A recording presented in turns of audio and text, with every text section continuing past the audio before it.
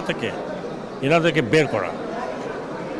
সরকার দায়িত্ব নেওয়ার আগেই রাজনৈতিক দলগুলো আমি জানি। কোনো দল নির্বাচনের দাবি করছে। এখন আপনারা কি নির্বাচনের প্রস্তুতি নেবেন সেটা তারা- নাকি প্রাতিষ্ঠানিক সংস্কারের দিকে যাবেন? না, ওনারা দাবি করতেই পারেন, তারা রাজনীতি করেন, তারা দাবি করবেনই, এতে কোনো সন্দেহ নেই।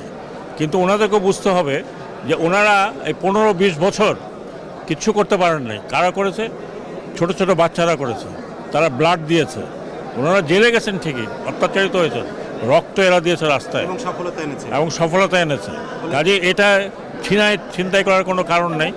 দেশটা যতক্ষণ পর্যন্ত ওই পরিস্থিতিতে না আসে, জনগণ যদি আস্থা না রাখতে পারে পলিটিক্যাল পার্টির উপরে, এবং পলিটিক্যাল পার্টি যদি বিহেভ না করে, আমরা তো দেখলাম একটা এত বড় ঐতিহ্যবাহী পার্টি যার এত ইতিহাস, গ্লোরিফাইড ইতিহাস, কোথায় গেছে পার্টি এখন? এখন কাউকে আমি খুঁজেও পাই না। আমি জিজ্ঞেস করলাম যে অমুক কোথায়